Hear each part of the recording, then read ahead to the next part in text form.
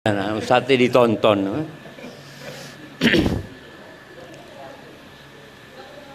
Kenapa? Suara mic-nya di mana? Mic-nya cuma di luar. Di dalam nggak pakai mic. Oh, masya Allah.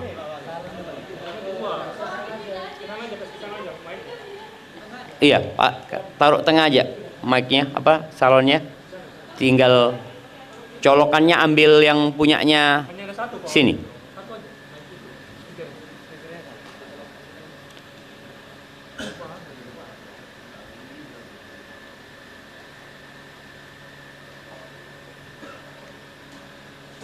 Jadi yang terpenting itu mak-mak sebenarnya. Kalau mak-mak baik, insya Allah bapak-bapaknya ikut baik gitu kan.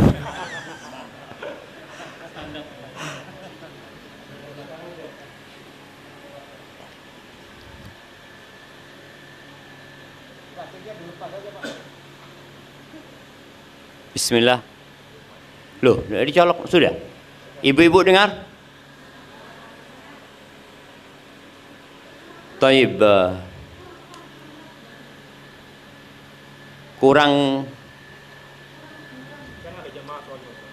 Kurang kedengeran. Oh, sohi jamaahnya sampai ke sana-sana masalahnya. Itu kaca bisa dibongkar dulu nggak? Ya. Iya, sudah dengar ibu-ibu? Oh, bukan yang sini dengar, yang sono. Pertanyaannya, yang sebelah kanan dengar? Dengar apa tidak?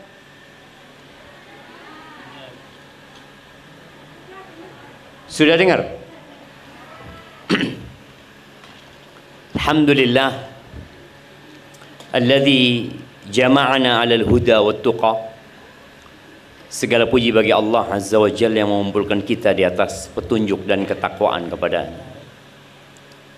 Allahumma salli wa sallim ala abdika wa rasulika Sayyidina wa maulana Muhammadin wa ala alihi wa ashabihi ajma'in. Ya Allah, semoga salawat dan salam, berkah dan nikmat senantiasa Engkau curahkan untuk hamba kekasih-Mu, untuk baginda Nabi kita Muhammad alaihi salatu wassalam, untuk keluarga beliau, untuk istri-istri beliau, untuk putra-putri beliau, dan untuk seluruh sahabat Nabi. Semoga Allah meridhai kita bersama mereka. Amma ba'd.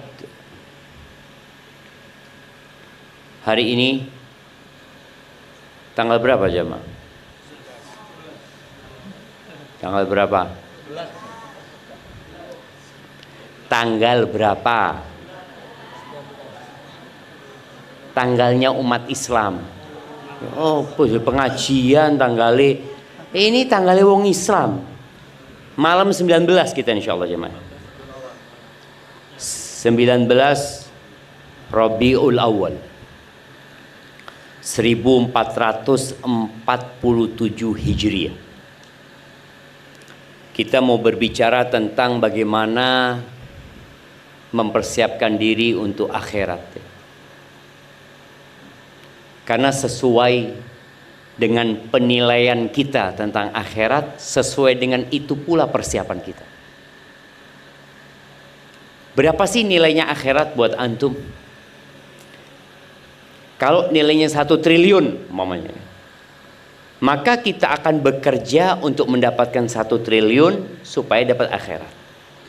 Contoh mobil, kita tahu kita suka sama mobil ini. Mobil ini berapa harganya? Mamanya Pajero kita ngomong. Berapa Pajero? 700? Anggap 700, nilainya 700. Maka kita kalau ingin mobil itu, mau tidak mau kita harus menabung, mengumpulkan uang sampai harga mobil itu. Sekarang nilainya akhirat ini berapa? Antum nilai berapa akhirat itu? Kalau bicara akhirat ya, 2 rakaat sebelum subuh. 2 rakaat sebelum subuh itu khairun minad dunya wa ma fiha. Lebih baik dari rumah Pak Jonan ini. Lebih baik dari semua rumah yang ada di perumahan sini. 2 rakaat sebelum subuh itu lebih baik dari Indonesia seisi. Ternyata dengan 2 rakaat sebelum subuh kita sudah bisa mendapatkan yang lebih baik dari dunia dan isi. Tapi terkadang kita tidak semangat untuk melaksanakan itu. Taib.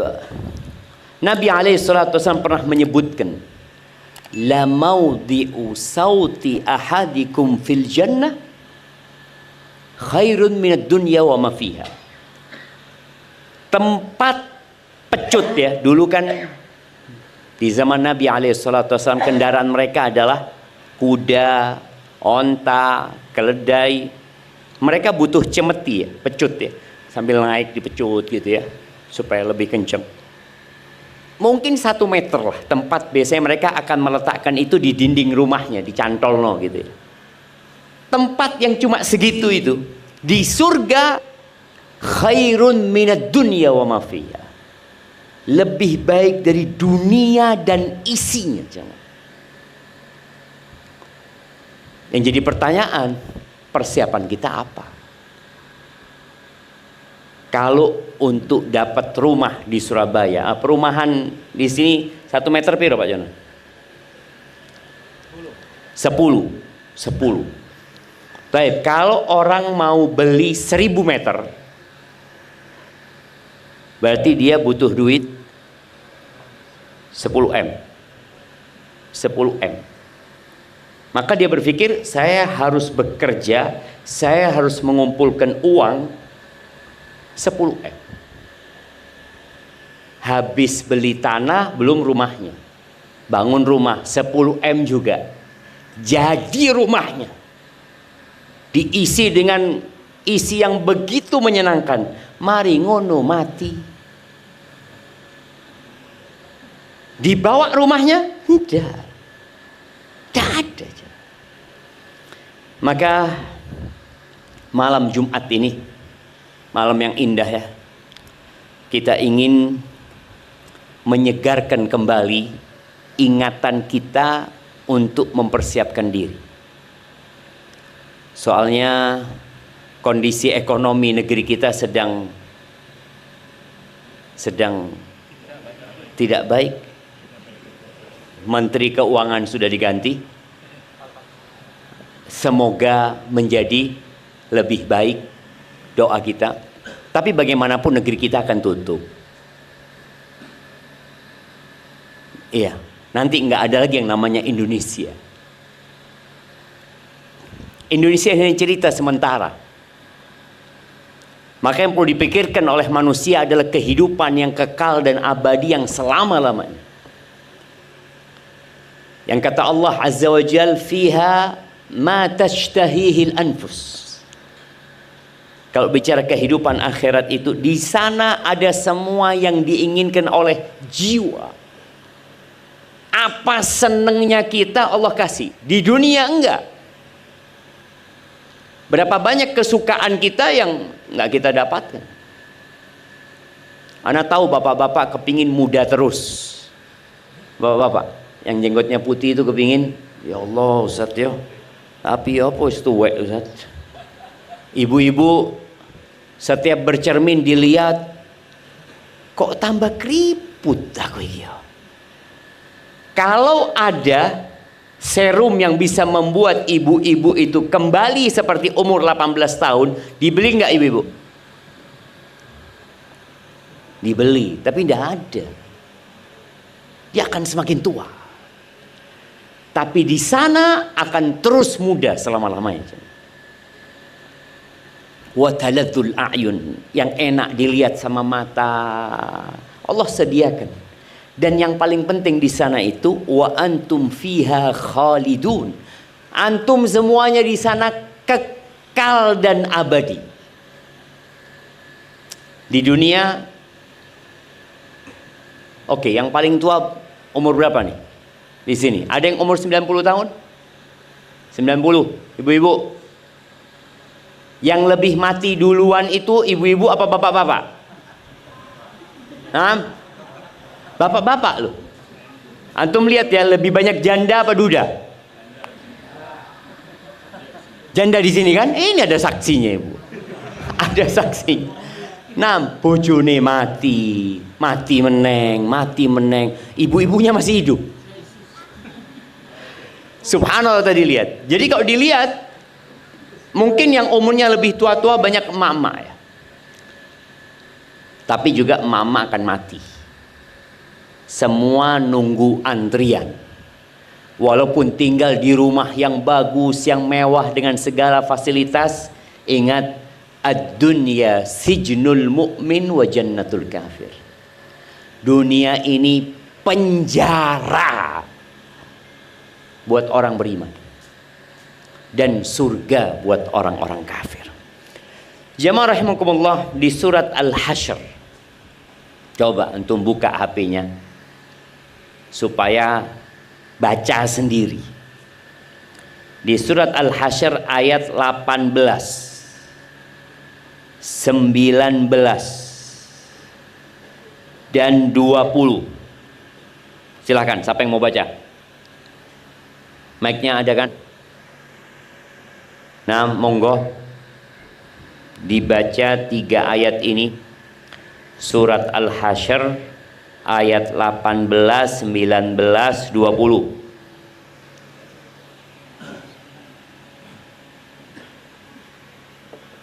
Ya, silakan dibaca. Ya ayyuhalladzina amanu taqullaha wal tanzur nafsum ma qaddamat lighad wattaqullaha innallaha khabirum bima ta'malun wa la takunu kalladzina nasullaha fa'ansahum anfusahum ulaika humul fasiqun la yastawi ashabun nari wa ashabul jannah ashabul jannati humul faizun. Ya, artinya. Baca artinya. Hai orang-orang yang beriman, bertakwalah kepada Allah dan hendaklah setiap diri memperhatikan apa yang telah diperbuatnya untuk hari esok akhirat, dan bertakwalah kepada Allah. Sesungguhnya Allah Maha mengetahui apa yang kamu kerjakan. Dan janganlah kamu seperti orang-orang yang lupa kepada Allah, lalu Allah menjadikan mereka lupa kepada mereka sendiri. Mereka itulah orang-orang yang fasik. Tidaklah sama penghuni-penghuni neraka dengan penghuni-penghuni surga. Penghuni-penghuni surga itulah orang-orang yang beruntung. Barakallahu fiik ya. Allah Azza wa Jal memanggil orang-orang yang beriman. Ya ayyuhalladzina amanu. Di Al-Quran itu ada 89 kali Allah memanggil. Kenapa diulang-ulang jemaah? Karena memang manusia itu pelupa. Abu Bakar As-Siddiq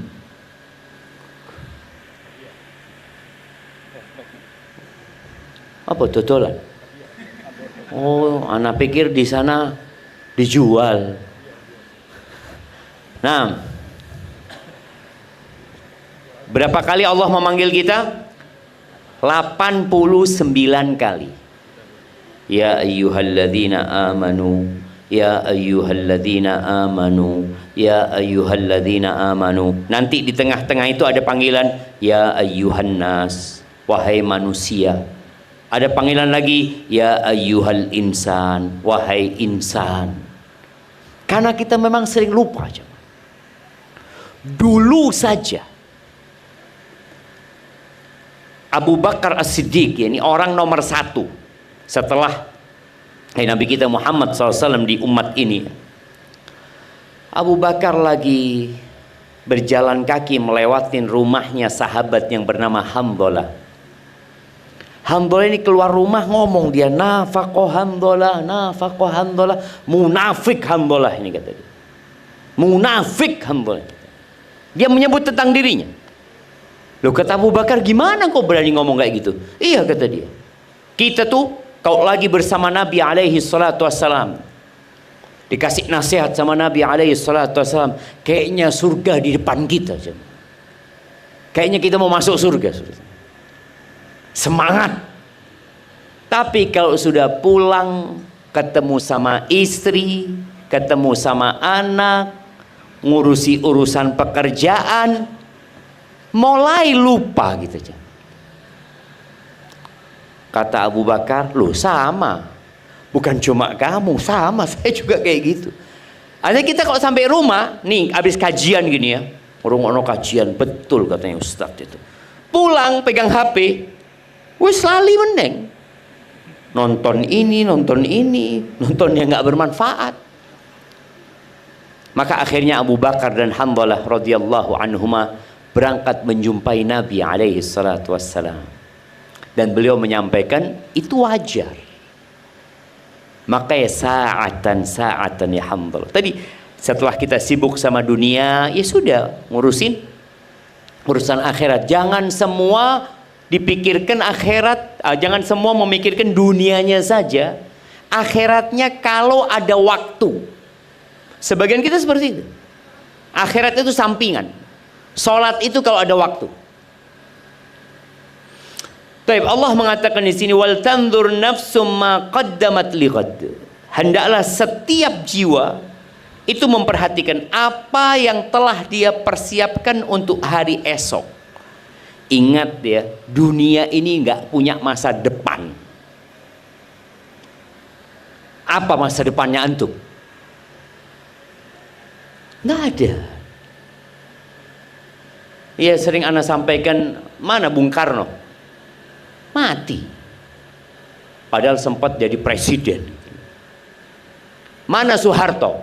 Mati. Setelah Soeharto siapa? Habibie. Kemana Habibie? Mati. Habis Habibie siapa? Gus Dur. Kemana Gus Dur? Ya mati. Habis Gus Dur? Bu Mega. Mana suaminya Ibu Mega? Mati. Terus habis Ibu Mega, SBY, mana istrinya SBY? Mati, siapa? Tidak ada. Artinya bagaimana seorang istri tinggal mati oleh suaminya yang dia cintai? Sedih dia. Bagaimana SBY ditinggal mati oleh istri yang dia cintai? Sedih. Itu sebagai pelajaran buat kita, nggak punya masa depan dunia. Dan dunia ini tidak bersahabat dengan siapapun. Dengan para nabi, tidak ada. Mati semua Nabi. Nabi Sulaiman mungkin sempat menjadi raja yang tidak tertandingi. Yo mati Nabi Sulaiman. Itu dunia. Maka hendaklah kita mempersiapkan diri untuk hari esok. Bicara masa depan. Kapan masa depan kita? Ya setelah kematian. Itu baru masa depan. Dalam sebuah hadis yang diperselisihkan kesahihannya, Nabi alaihissalatu wassalam mengatakan al-kayyis man dana nafsahu wa amila lima ba'dal maut. Orang yang cerdas itu orang yang IQ-nya tinggi. Siapa? Yang suka bermuhasabah, ngitung-ngitung dirinya. Makanya orang-orang cerdas di dunia ini ada istilah tutup buku. Ada istilah evaluasi. Dia mengevaluasi setahun ini keuntungan kita berapa. Kita rugi. Kenapa kok kita rugi? Omset naik, tapi kok rugi kita? Orang cerdas itu akan selalu melakukan evaluasi terhadap usaha dia. Ini urusan dunia ya. Tapi ternyata untuk orang cerdas yang sebenarnya, dia melakukan evaluasi terhadap dirinya. Contoh, hari ini ana baca Quran berapa juz? Kok jus Ustaz? Sak lembar aja tidak sampai. Itu evaluasi. Hari ini, malam Jumat. Jumat lalu ana sholawat sama Nabi SAW berapa kali ya? Berapa ya? Tidak dihitung. Orang kalau sudah nggak ngitung, bukan karena banyak jemaah. Karena memang tidak banyak gitu loh. Wallahu a'lam, biar dicatat malaikat. Evaluasi. Bulan ini ana sodakoh berapa? Ingat, sodakoh itu jangan pernah merasa banyak sodakoh. Karena sodakoh hitungannya persentase. Persentase. Sabaqa dirhamun mi'ata dinar. Ingat kata Nabi SAW, 1 dirham bisa mengalahkan 100 dinar. Pembantu kita sodakoh 2.000 bisa ngalahkan sodakoh kita 200 juta. Loh kok bisa Ustaz? Banyakkan 200 juta Ustaz? Enggak. Karena hitungannya persentase. Ini pembantu punya duit biro 10.000 dia. Dia sodakoh 20.000. Berarti berapa persen yang sodakohkan?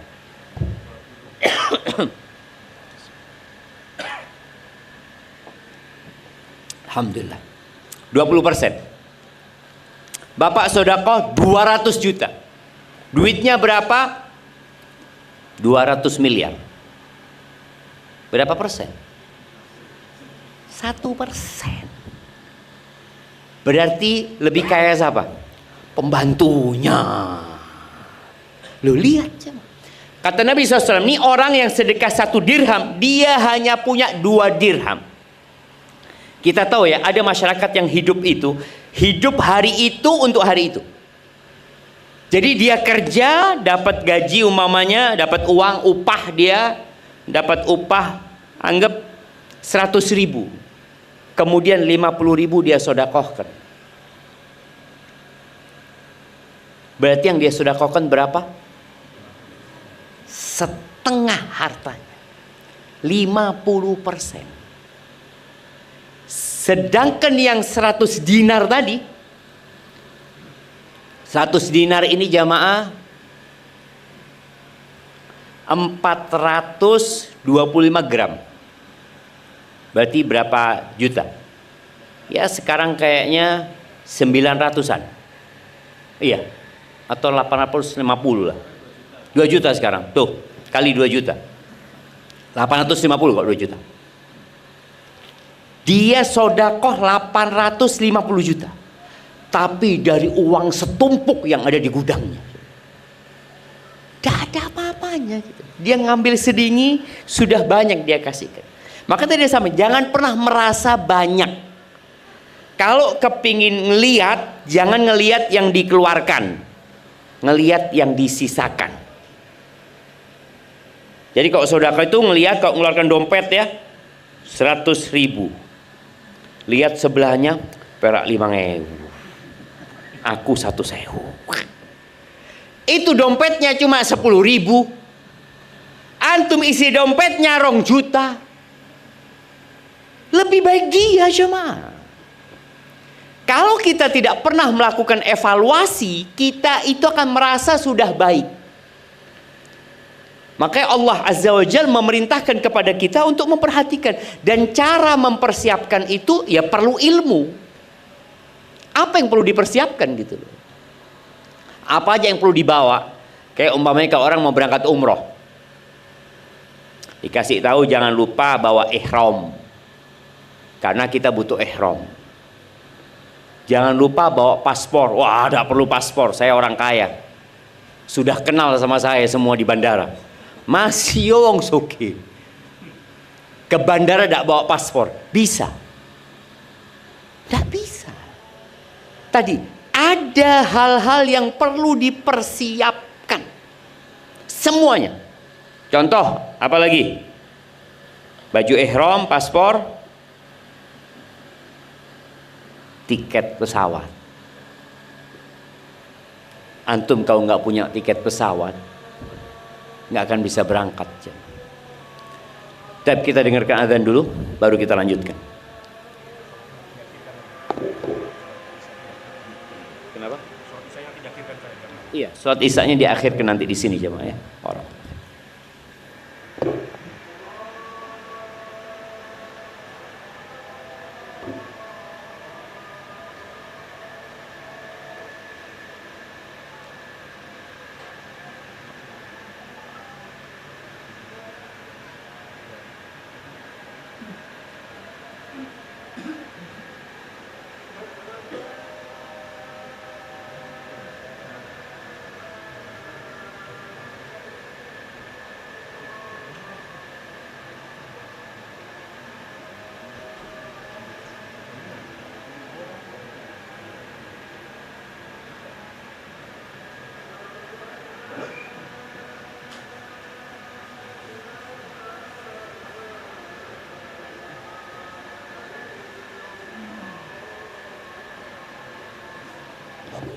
Kayaknya mungkin perlu ada yang azan di sini jemaah.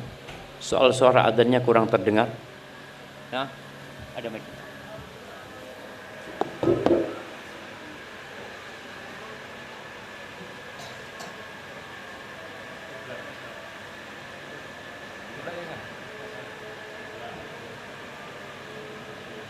Allahu Akbar, Allahu Akbar, Allahu Akbar, Allahu Akbar. Asyhadu an la ilaha illallah.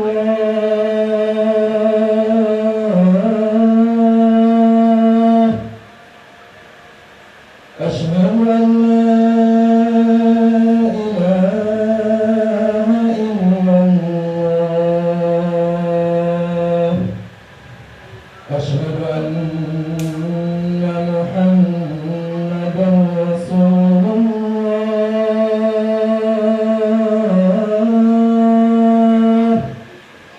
Asyhadu anna Muhammadan Rasulullah. Hayya 'alas salah.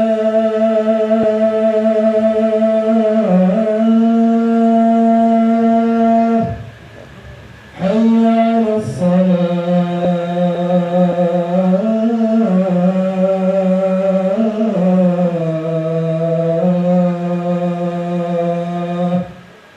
Hayya 'alal falah.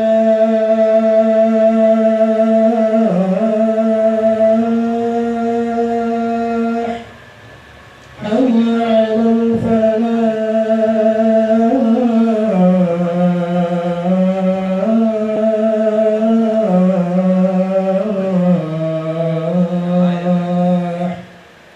Allahu Akbar, Allahu Akbar. La ilaha illallah.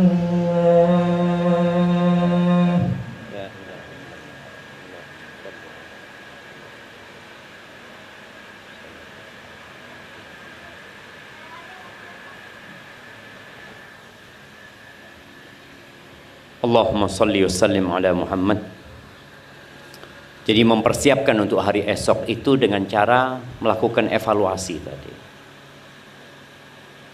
Kita hitung-hitung apakah persiapan kita sudah cukup apa enggak.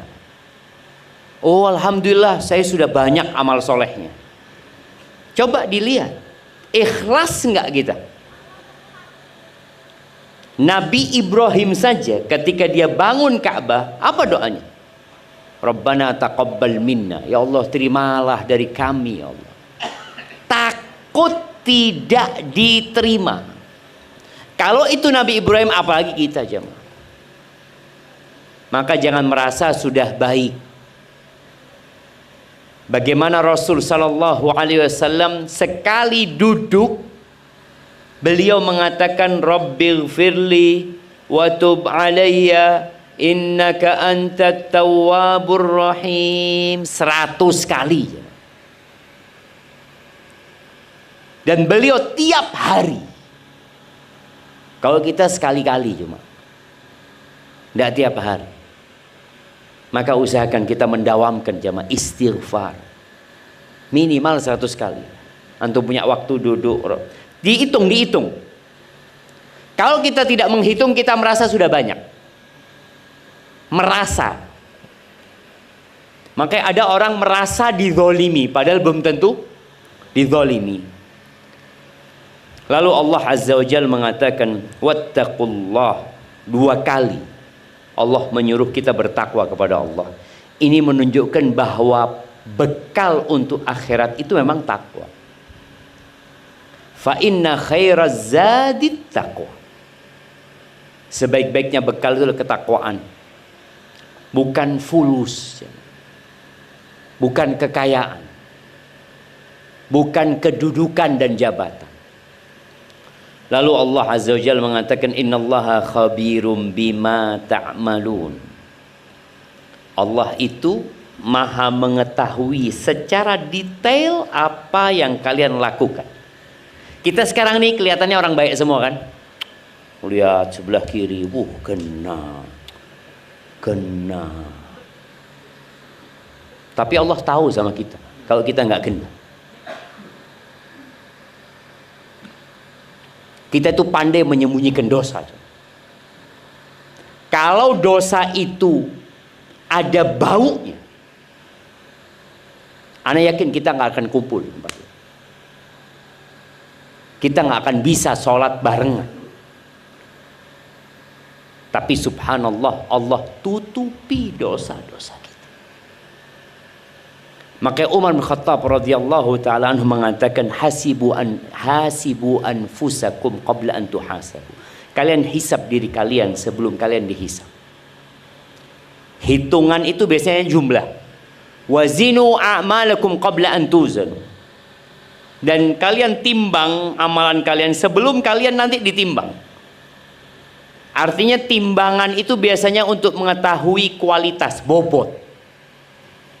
Kalau penghitungan itu jumlahnya, kalau penimbangan itu bobotnya. Kita perlu melakukan itu. Tadi anak kasih contoh, ada orang yang omsetnya naik tapi ternyata rugi dia. Loh, kalau hitung-hitungan kok iso rugi? Loh, ternyata operasionalnya membengkak gitu. Ada hal-hal yang perlu orang perhatikan. Tadi boleh jadi anak sudah sholat, alhamdulillah. Sebagian salafus soleh itu sehari sholat 300 rakaat. 300 rakaat. Kok bisa ya? Ana Ustaz 40 rakaat nyosop-nyosop. Iya. Sebagian salafus soleh itu tiap hari hatam Quran. Kita saulan Al-Baqarah ndak mari-mari. Al-Baqarah. Akhirnya karena loro hati langsung An-Nas. Supaya kelihatan hafal qul huwallahu ahad 3 kali kan kayak Al-Qur'an sudah. Itu bayangin. Ada apa sama kita? Tadi MC kita mengatakan untuk menyingkat waktu nggak bisa disingkat. Waktu juga nggak bisa diperpanjang. Yang bisa dilakukan adalah melebarkan lingkar waktu. Sama waktu ana sama antum sama-sama 24 jam. Nggak bisa disingkat, nggak bisa dipanjang. Umpamanya ana punya fulus, alhamdulillah Ustaz, insyaallah hari ini waktu ana 25 jam. Nggak ada.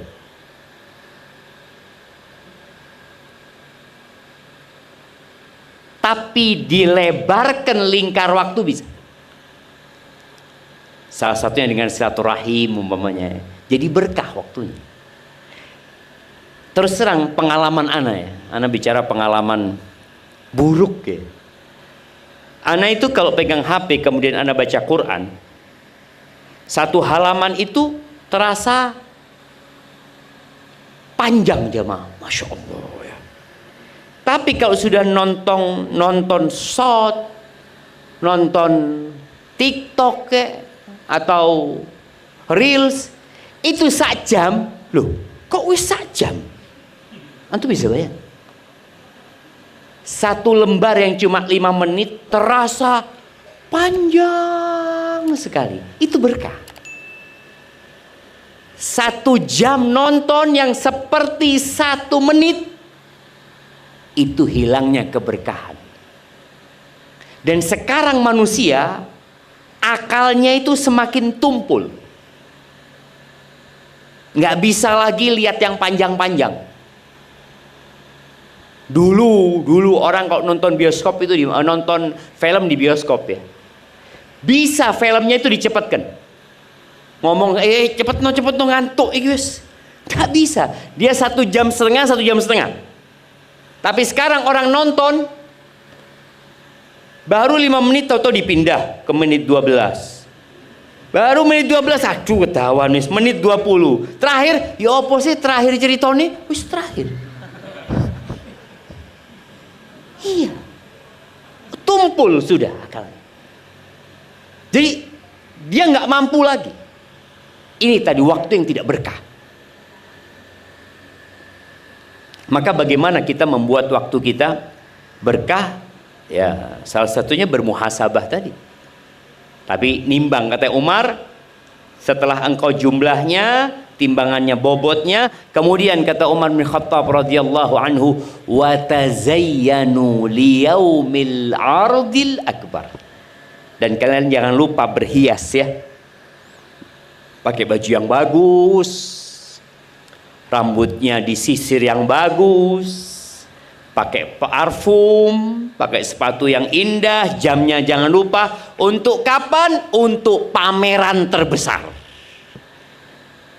Nanti akan ada pameran yang dihadiri oleh cucu-cucu kita, anak kita, diri kita, bapak kita, embah kita. Nabi Adam juga hadir di pameran. Kata Allah Azza wa Jalla, yauma idzin tu'raduna la takhfa minkum khafiyah. Hari itu kalian akan dipamerkan semuanya, nggak ada yang bisa disembunyikan. Yauma tublas sarair. Kita punya rahasia, anak punya dosa yang antum nggak tahu. Antum juga punya dosa yang anak nggak tahu. Bapak mungkin punya dosa yang anaknya nggak tahu. Anak punya dosa yang bapaknya nggak tahu. Istri punya dosa yang suaminya nggak tahu. Suami punya dosa yang istrinya nggak tahu. Tapi hari itu semua dipamerkan.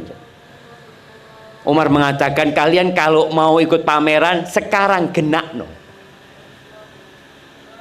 Akan ditampil, oh ini yang ria. Kelihatan nantinya. Nanti akan ada orang yang membawa sapi. Ada orang yang bawa kambing. Ada orang yang bawa tanah. Boleh jadi anak lihat bapaknya, loh ternyata bapakku iki maling. Anaknya kelihatan. Sang bapak juga ngelihat anak, loh ternyata seperti ini yang dilakoni. Itu hari pameran terbesar. Maka tolong kita persiapkan. Mau pakai baju apa kita nanti pada hari itu. Lalu Allah Azza wa Jalla mengatakan, wala takunu kalladzina nasullah fa ansahum anfusahum. Kalian jangan menjadi orang-orang yang melupakan Allah. Nggak iling sama Allah. Salat ya bolong-bolong. Ramadan kadangkala poso, kadangkala enggak. Urusan cari dunia halal haram nggak mikir. Maka kata Allah, jangan menjadi orang-orang yang lupa sama Allah. Allah akan kasih hukuman. Apa hukumannya? Allah bikin mereka lupa sama diri mereka sendiri. Tadi kita bicara evaluasi, nggak ada. Dia nggak akan melakukan evaluasi diri. Lupa dengan maslahat dirinya. Lupa dengan yang manfaat buat dirinya. Allah bikin lupa dia memang. Betapa sering kita melihat ada orang loh. Orang ini Masya Allah, sholat malam, puasa sunnah. Kita saulan, poso tidak pernah. Boleh jadi kita sedang dihukum lupa. Maslahat loh puasa itu. Baca Quran itu maslahat. Iya loh Ustaz, tapi kan tidak wajib Ustaz. Loh iya, tidak wajib. Main bola wajib. Main bola tidak lali. Bapak-bapak ini suka main bola bapak? Siapa yang suka main bola? Oh main bola Dendi. Tidak tuh saya di Bandung Ustaz. Budalnya mah. Pengajian di Surabaya, aduh kesel ya orang. Kita lihat dia. Boleh jadi itu hukuman dari Allah. Untuk yang maslahat kita tidak bisa. Bahkan kita dibisikin, oh, itu kan tidak wajib, kan cuma sunnah. Tapi untuk yang mubah, dan pahala nih, kita bisa melakukan hal itu. Kita perlu berpikir, apa? Oh ya. Boleh jadi kita sedang dihukum sama Allah Azza wa Jalla.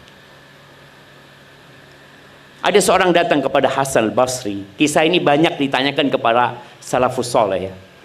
Ada satu mengatakan, aku ini kenapa ya kok nggak bisa sholat malam ya? Padahal niat ada. Dan persiapan sudah matang. Air wudhunya dipersiapkan ya. Mungkin sejadahnya dipersiapkan. Aku kepingin sholat malam. Tapi tetap tangini adzan subuh. Ada ibu-ibu padahal pasang alarm ya. Alarm jam berapa? Ibu biasanya pasang jam 2, setengah 3. Bangun setengah 5 tetap jamaah. Loh, perhatikan, boleh jadi terjadi sama kita. Tahu kita, oh nambah 5 menit. Nambah 5 menit adzan subuh. Padahal waktu yang paling mahal dalam hidup kita itu sepertiga malam akhir. Itu paling mahal dalam hidup kita. Tapi sering waktu itu kita tidak manfaatkan. Sekali lagi boleh jadi kita sedang dihukum sama Allah. Ini orang yang bertanya kepada Hasan al-Basri. Apa kata Hasan al-Basri? Karena dia melihat kenapa orang lain bisa, aku kok tidak bisa. Padahal kalau bicara capek, kerjanya orang itu capek, dia kuli. Keringetan kerjanya, saya cuma duduk-duduk umpamanya. Tapi kok aku nggak bisa? Kata Hasan al-Basri, qayyadatka dhunubuka. Engkau dirantai sama dosa-dosa. Ketaatan itu melahirkan ketaatan. Dosa melahirkan dosa. Maka tolong jangan sampai kita lupa sama Allah. Maka kalau habis berbuat dosa itu, apa kata Nabi SAW? Wa atbi'is sayyi'atal hasanah tamhuha. Kalau habis berbuat dosa, ikuti dengan kebaikan, akan dihapuskan insyaallah dosa-dosa. Makanya dengan istighfar, dengan berzikir ya. Dan Allah katakan wala takunu kalladzina nasullah fa ansahum anfusahum ulaika humul fasiqun. Orang-orang yang disibukkan dengan dunianya kemudian lupa sama Allah, mereka adalah orang-orang fasik sebenarnya. Kemudian di ayat 20 Allah mengatakan nggak sama loh, penghuni neraka dengan penghuni surga nggak sama. Kalau sekarang di dunia kadang-kala kita melihat kok yang sukses ya sembahyang nggak pernah Ustaz. Anak punya tonggo itu Ustaz, maling Ustaz. Ramadan nggak puasa, tapi fulus Ustaz. Kita kan di dunia kadang-kala melihat kayaknya orang ini orang yang bahagia sekali, enggak jam. Nggak sama. Jadi penghuni surga dan penghuni neraka di dunia saja nggak sama. Tadi kita sudah bicarakan nilai dunia itu seperti apa sih sebenarnya. Ternyata 2 rakaat sebelum subuh lebih baik dari dunia dan isinya. Kenapa kita rebutan dunia terus, nggak rebutan akhirat? Baik, yang terakhir, nanti pada hari kiamat yang pertama dihisap itu adalah sholatnya. Jadi sebelum sodakoh, sholat. Ada orang rajin sodakoh tapi nggak rajin sholat. Kata Nabi SAW, kalau sholatnya benar, insya Allah yang lainnya benar. Kalau sholatnya nggak benar, karena ada orang nggak sholat tapi puasa. Pernah tuh mendapatkan Ramadan biasanya buka bersama. Anak pernah beli ayam goreng waktu itu. Karena kita pesen buat buka bersama, tahu-tahu udah dikirim jamaah. Padahal jamaah sudah nunggoni ya. Akhirnya kita beli sampai adzan maghrib di sana nunggui orang pada berbuka. Kita karena sudah adzan ngomong ada musolanya, ada. Akhirnya sholat kita. Tanya sama pegawai, Mas ini buka bersama tiap hari? Iya Pak Ustadz, tiap hari. Loh orang-orang tidak sembahyang? Enggak. Sampai isya. Jadi buka sampai isya. Karena mereka cuma buka bersama. Kan apa ya, ada kesenangan buka bersama itu kan. Karena juga ada bapak-bapak yang melok sahur, melok buka, tapi tidak poso. Jadi waktunya sahur bismillah. Sampai kantor, yo mangan gitu loh. Waktu ini buka. Tapi ada orang yang puasa tapi nggak sholat. Boleh jadi puasanya main-main saja. Ada orang sodako tapi nggak sholat, boleh jadi sodakohnya riya aja. Tapi kalau sholatnya benar, insya Allah yang lainnya benar. Dan jamaah sholat itu mudah. Cuma 5 waktu. Antum bayangin ya. Orang kerja berapa jam sehari? Ya kalau aturan internasional 8 jam. Sholat berapa jam? 6 jam? Daon, 15 menit. Subuh berapa menit? 5 menit lah. Imamnya panjang ya kita pindah masjid, tidak apa-apa gitu kan. Iya tidak apa-apa jemaah. Ketahuan imam Ustaz. Tidak apa-apa, artinya kan yang penting sholatnya 2 rakaat gitu kan. Subuh cuma 2 rakaat gitu. Kemudian zuhur 4 rakaat. Asar 4 rakaat. Maghrib 3 rakaat. Isya 4 rakaat. 17. Kalau per waktu sholat 10 menit, anggap 10 menit. 10 kali 5? Tidak sampai 1 jam. Tapi berat kita. Memang mau masuk surga itu butuh perjuangan jemaah. Masuk surga itu membutuhkan perjuangan. Masuk neraka delosor, tidak perlu berjuang. Jadi kalau kita bicara mau masuk surga itu jalannya naik mendaki. Kalau mau masuk neraka, wis tutup neraka ternyata. Iya jemaah. Kalau mau masuk surga tidak tutup jemaah. Ya Allah. Sembahyang meneh, aduh azan, tas mangan azan. Padahal sebenarnya ujiannya itu karena kita kurang disiplin aja. Dan ketika antum sholat, antum akan mendapatkan kenikmatan yang nggak didapatkan dengan makan dan minum. Kita tahu tubuh kita ini tercipta dari 2 unsur, unsur tanah dan unsur ruh. Unsur tanah itu tadi makan, ya olahraga, tidur. Unsur ruh ini ya ibadah tadi. Baik, kemudian persiapan untuk hari akhir ini, tolong ada 4 pertanyaan yang antum mulai sekarang sudah catat. Aku akan ditanyain. Jadi nanti bisa jawab. Yang ditanya an umrihi, umurnya buat apa? Kemudian masa mudanya. Di riwayat lain disebutkan tubuhnya. Karena biasanya anak muda ini beda sama yang tua. Wis tuwek wis mambu kuburan biasa nak masjid. Oh iya saiki nak masjid Ustaz. Biyen ndak pernah nak masjid wong Ustaz. Iya, akan ditanya masa mudanya. Ditanya. Tubuhnya itu dibuat apa? Kalau sudah tua nggak mampu kemana-mana.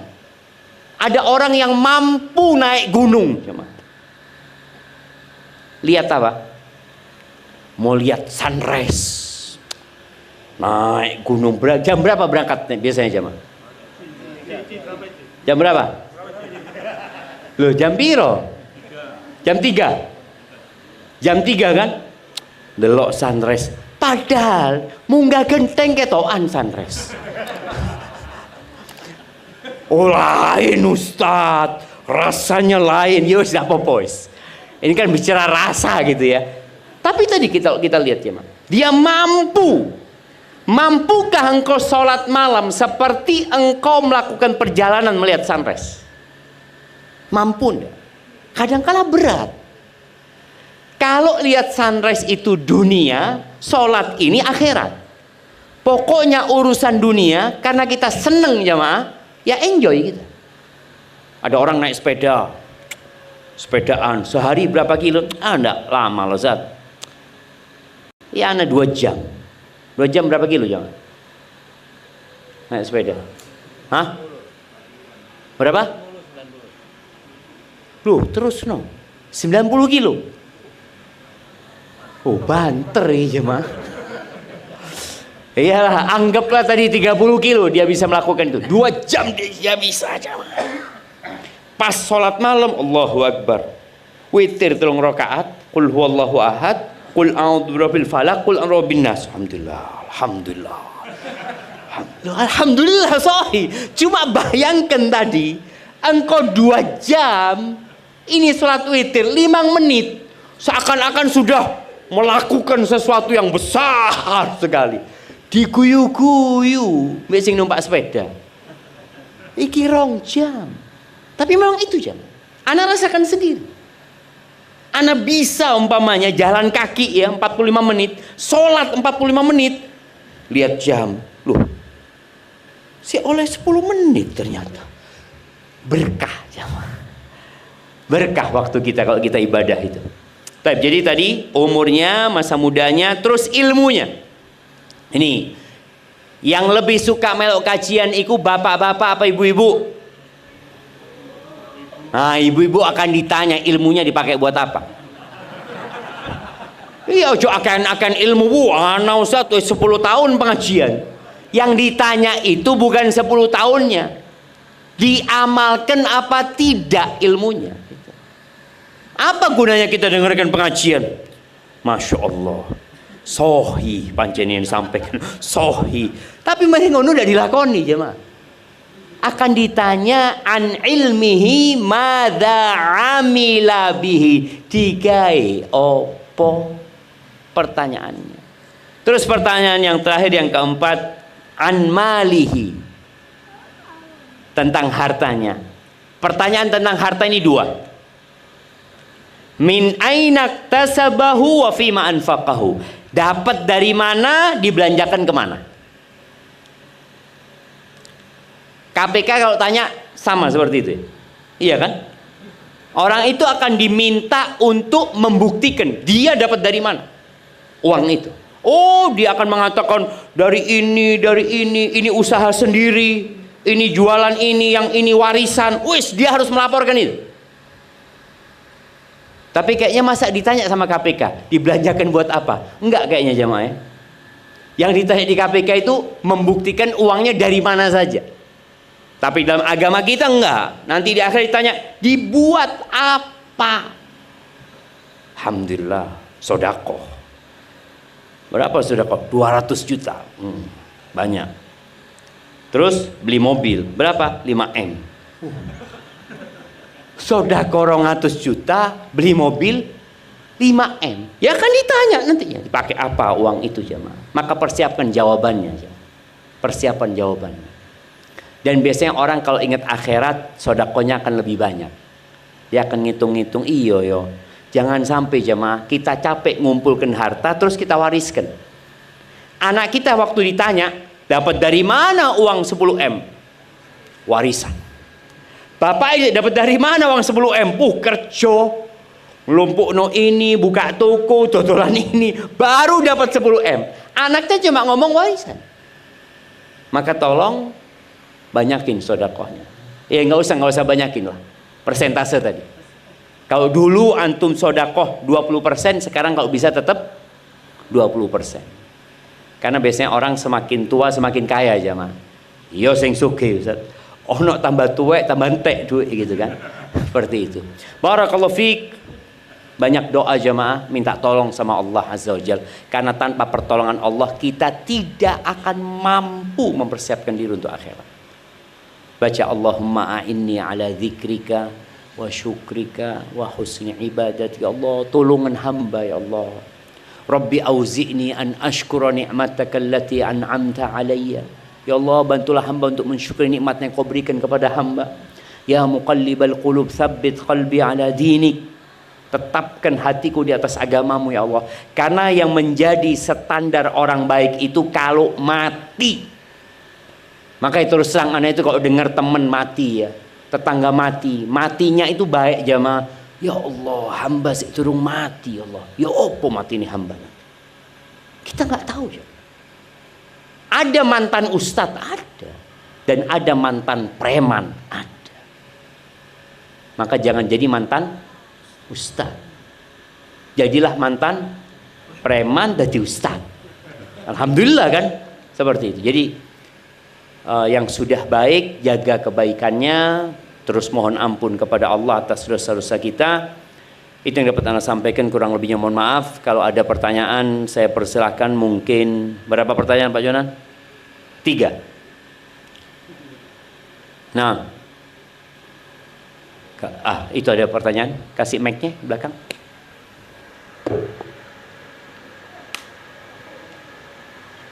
Assalamualaikum. Waalaikumsalam warahmatullahi wabarakatuh. Untuk sholat ini kan susah sekali untuk kita bisa khusyuk. Saya pernah mendengar kalau untuk menghilangkan kita susah khusyuk itu adalah sholat berjamaah di masjid. Itu apa benar kata-kata itu? Karena kalau masalah ketika itu, kalau salah satu dari jamaah atau imam khusyuk kita ikut khusyuk. Masya Allah, barakallahu fiik. Iya jamaah, ini pertanyaan yang menarik ya, karena berkaitan dengan yang pertama ditanya nanti di padang mahsyar adalah sholatnya gitu kan. Kalau sholatnya benar, insya Allah yang lainnya benar. Bicara benar sholatnya ini adalah meliputin beberapa aspek. Dari sisi syarat rukun terpenuhi ya, seperti itu. Kemudian khusyuk itu bukan syarat sahnya sholat, tapi ternyata khusyuk itu menjadi penentu pahala sholat. Ada orang yang sholat kata Nabi SAW, walaysa lahu min sholatihi illa nisfuha. Ada orang sholat hanya mendapatkan setengah. Ada yang dapatnya ya, ada yang seperempat, ada yang seperlima, ada yang seperempat ya. Ada yang 1/5, ada yang 1/6, ada yang 1/7, ada yang 1/10, ada yang tidak dapat apa-apa. Sholat tapi gugur, dia jadi nggak wajib sholat. Tapi dari sisi pahala, memang kita harus berusaha memperhatikan masalah khusyuk ya. Khusyuk ini bagaimana caranya mendapatkan khusyuk? Kalau dikatakan sholat di masjid bisa khusyuk, insya Allah ya. Tapi juga boleh jadi tidak. Ada orang sholat berjamaah di masjid, sebelum takbir ikut ngirim WA. Taruh terus. Allahu Akbar. Mikiri WA ini. Iki wong jawab apa kira-kira seperti itu. Jadi khusyuk itu harus dipersiapkan dari diri kita sendiri dulu. Kemudian tempatnya. Tempat itu juga mempengaruhi kekhusyuan. Jadi ada faktor internal, ada faktor eksternal. Orang kalau sudah dirinya khusyuk, mau di depannya ada apapun dia akan khusyuk. Tapi kalau dirinya belum khusyuk, maka ada orang yang lihat sejadah itu, mikiri sejadah itu. Iki kira-kira piro regane? Kok empuk sejadah iki? Loh iya jemaah. Padahal di masjid ini sudah. Dan kalau dikatakan apabila ada imamnya khusyuk ya, insya Allah semuanya dapat khusyuk, enggak sebenarnya. Jadi tetap ya kita enggak khusyuk gitu loh. Berapa sering kita sholat, imamnya mau copo mau ya. Al-Fatihah, ya jelas Al-Fatihah. Mari ini Al-Fatihah mau coba surat apa? Kadang-kadang kita lupa. Jadi memang harus mempersiapkan diri. Di antara caranya mempersiapkan diri itu memang ya kita berwudu. Dalam wudu itu sudah menata hati kalau aku mau berjumpa sama Allah Azza wa Jalla.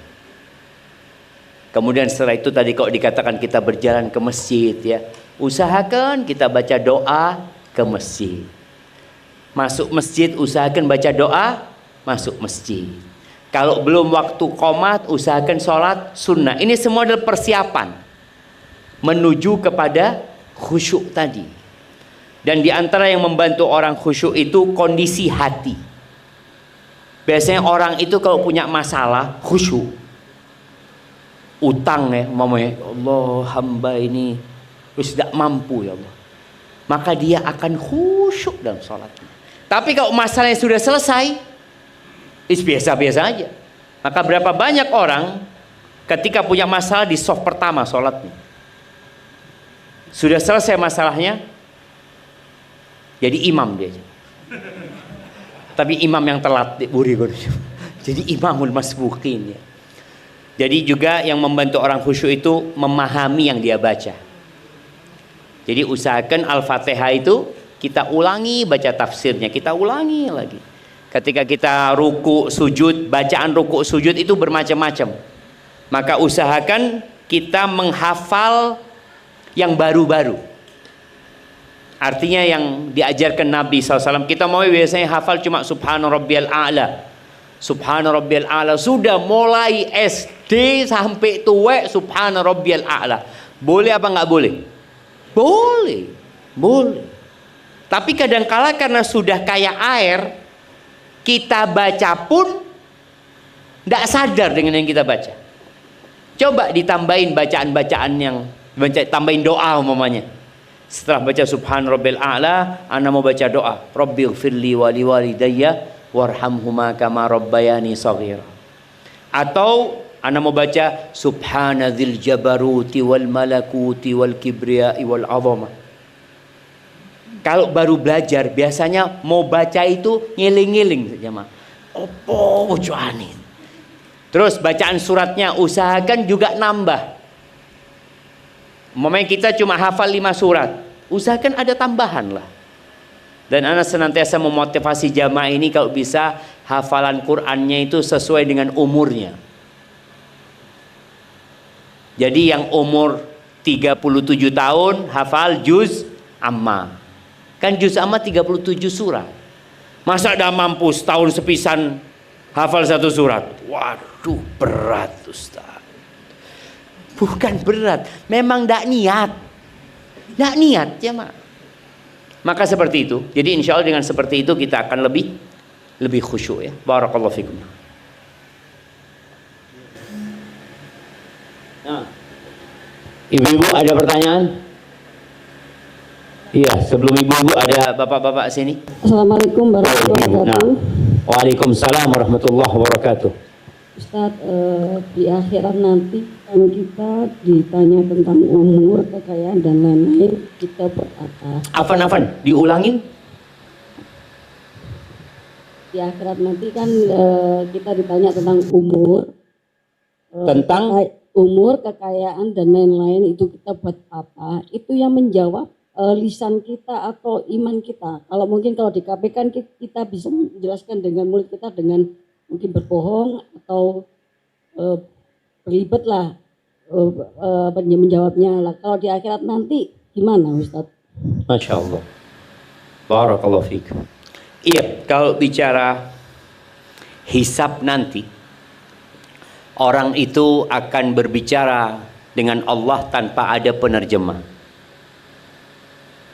Kita akan ngomong tanpa akan ada penerjemah. Orang-orang yang soleh, orang-orang yang baik, ya mungkin dia akan menjawab dengan lisannya. Orang-orang yang jujur ya. Tapi ada orang-orang yang nggak jujur. Bahkan dia ngeyel. Rasul sallallahu alaihi wasallam mengatakan, "Man nuqishal hisab udzib." Barang siapa yang hisabnya itu ada balas, ada bantah-bantahan, orang ini akan diazab sudah. Jadi enggak, saya tidak melakukan itu, ini, itu. Akhirnya dia minta saksi. Disitulah nanti akan dikunci mulutnya. Kemudian tangan, kaki, kulitnya akan bersaksi. Tapi ada orang yang enggak. Dihisab dia jawab dengan lisannya. Allah Azza wa Jalla mengatakan, ini salah satu pemandangan hisab pada hari kiamat ya. Ada yang orang ini ditanya sama Allah, engkau melakukan dosa ini hari ini, kata. Naam ya Allah. Terus dosa ini, kata. Iya ya Allah. Terus dosa ini lagi, iya ya Allah. Terus disebutkan dosa dan dia mengatakan iya. Lalu Allah Azza wa Jalla mengatakan kepada orang ini belum semua dosanya jamaah. Setelah selesai, Allah mengatakan kepada orang ini, satartu laka fid dunya wa ghafartu lakal yawm. Dulu dosa-dosamu aku tutupi di dunia dan hari ini aku ampuni. Subhanallah. Maka orang yang ingin ditutupi dosa-dosanya, jadi sidang pada hari kiamat itu ada sidang terbuka, ada sidang tertutup. Ada orang-orang yang disidang, nggak ada yang orang lain yang tahu, cuma dia sama Allah Azza wa Jalla. Tapi untuk orang-orang yang suka ngomongin kejelekan orang lain, ya, orang ini suka ya mengkorek-korek aibnya orang lain, Allah akan korek aibnya dia. Orang yang ria nanti akan Allah tampakkan hisapnya orang ini, supaya tahu ini orang ria. Maka hati-hati. Jadi kalau bicara hisap tadi ada yang tertutup. Bahkan ada cerita lain yang Nabi SAW ceritakan yang tentang hamba Allah ini yang dikatakan engkau punya dosa ini, dosa. Iya ya Allah, iya dosa. Ketika dia yakin dia akan binasa, Allah Azza wa Jalla mengatakan, aku tutupi dosamu dan aku ampuni buat engkau dan aku ganti semua dosamu dengan kebaikan. Apa kata orang ini? Ya Allah, tadi masih ada dosa-dosa yang lain belum kau sebutkan ya Allah. Karena dia tahu Allah Maha Pengasih, Maha Penyayang, ya. Dan Allah ampuni dosa-dosa. Jadi seperti itu. Kalau bicara proses hisapnya, ada yang tertutup, ada yang terbuka. Kemudian ada kondisi yang manusia ngeyel. Tapi ada orang yang cuma ditunjukkan engkau melakukan ini, itu dia mengatakan iya ya Allah. Biasanya orang kayak gini akan diampuni sama Allah Subhanahu wa taala. Barakallahu fikum. Baik, ini ada pertanyaan tertulis. Bagaimana cara hati, jiwa kita selalu menjaga keteguhan hati dalam beribadah?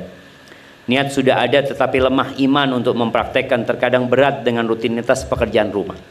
Ya, yang seperti ini perbanyak istighfar.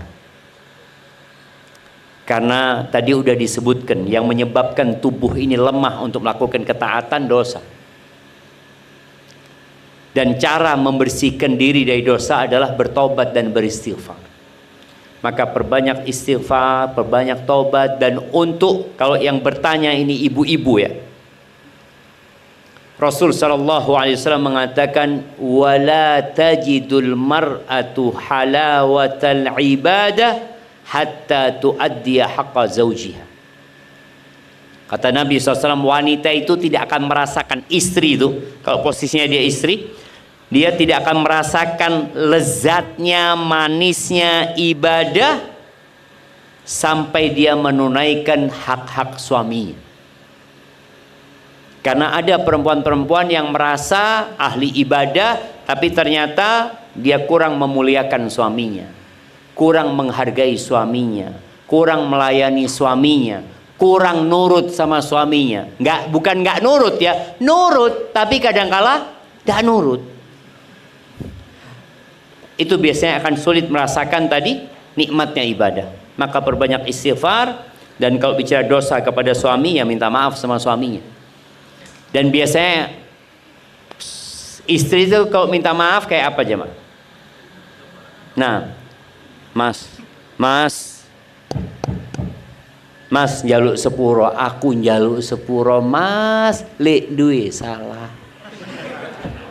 Tadi tutu njaluk sepuro ndak jemaah. Ndak ngaku lek duwe salah.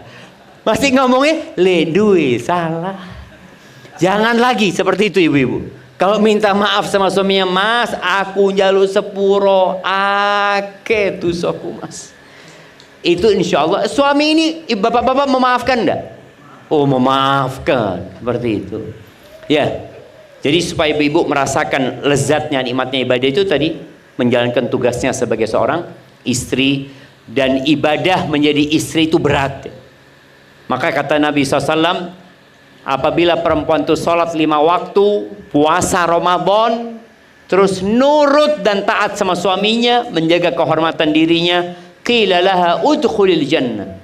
Dikatakan kepada perempuan ini, monggo masuk surga dari pintu mana saja yang dia suka. Barakallahu fiik. Ya, pertanyaan terakhir. Nah. Assalamualaikum warahmatullahi wabarakatuh. Waalaikumsalam warahmatullahi. Ustadz izin punten mau nanyakan mungkin ada kiat-kiat dari Ustadz bagaimana biar kita tetap istiqomah dalam hal kebaikan. Matur suwun. Assalamualaikum warahmatullahi wabarakatuh. Barakallahu fikum. Nah, iya, itu hadiah buat yang bertanya, buat Bapak satu, kasihkan ke Bapak tadi. Nah, ibu-ibu kasih hadiahnya juga yang bertanya tadi ya. Kalau bicara kiat-kiat istiqomah ini, pengajian dimulai lagi nih Bapak. Mulai kembali kita, innal hamdalillah nahmaduhu wa nasta'inuhu wa nastaghfiruh. Ya, kalau bicara kiat-kiat istiqomah, iman itu naik turun. Jalan pintas menuju ke istiqomah itu memang doa. Minta sama yang membuat orang bisa istiqomah, Allah Azza wa Jalla. Maka kalau kita perhatikan doa-doa Nabi itu rata-rata minta istiqomah. Doanya, Allahumma inni as'aluka minal khairi kullihi ajilihi wa ajilihi. Ya Allah, aku meminta kepadamu kebaikan semuanya ya Allah, yang segera atau yang tunda. Wa a'udzubika minasyarri kullihi.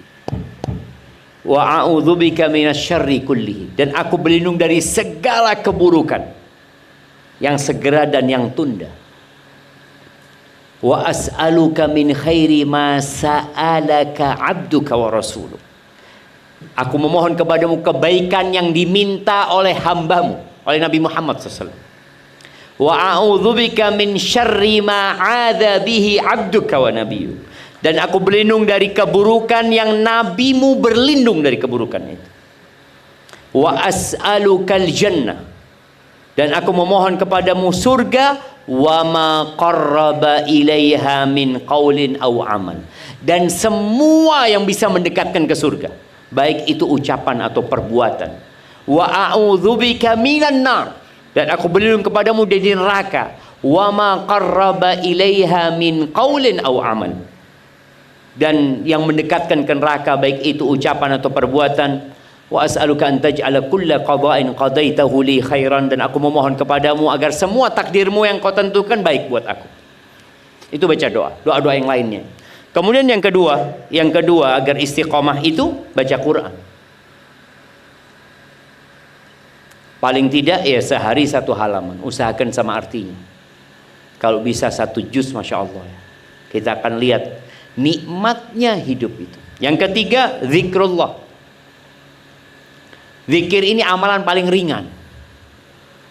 Buat orang-orang yang suka melakukan perjalanan, ingat ya, kalau jalannya lagi naik, baca Allahu Akbar, baca la ilaha illallah, Allahu Akbar. Kalau lagi turun, baca subhanallah ya, memuji Allah, menyucikan Allah Azza wa Jal. Naik kendaraan, baca zikir. Keluar rumah, baca zikir ya. Semuanya kita baca. Itu insya Allah kita akan bisa ada kekuatan istiqomah. Kemudian yang keempat, sohib, teman. Kalau temannya baik, insya Allah diajak baik. Tapi kalau temannya tidak baik, ya umpamanya temannya bukan nggak baik ya. Kadang-kadang kita punya teman itu ada beberapa macam. Ada teman yang seperti makanan. Kita harus setiap hari ketemu. Jadi kalau bicara makanan, ana wis 7 hari tidak makan Ustaz, yo mati gitu. Tadi ada kawan yang kita perlu ketemu tiap hari, seperti makan. Ada kawan ya yang seperti obat, kalau butuh saja. Kalau antum sering-sering ketemu kawan yang obat itu, overdosis nanti. Akhirnya jadi penyakit. Jadi kalau yang pertama itu seperti orang-orang soleh, ya orang-orang baik yang kita ketemu hanya untuk bicara tentang ya akhirat, bicara tentang bagaimana menyelamatkan diri dari fitnah dunia. Kalau kedua ini biasanya teman-teman bisnis butuh kita ketemu relasi kita apa, tapi jangan keseringan. Yang awalnya bisnis akhirnya jalan-jalan ini itu, akhirnya waktu kita habis. Yang ketiga, ada teman yang kayak racun. Kalau kita ketemu sama dia ya sudah, kita akan rusak nantinya. Itu mungkin beberapa kiat jemaah. Barakallahu fiik. Mungkin itu menjadi pertanyaan terakhir ya dalam pertemuan kita kali ini. Yang benar dari Allah Azza wa Jalla, yang salah dari diri kita, dari ana sendiri, Allah dan Rasul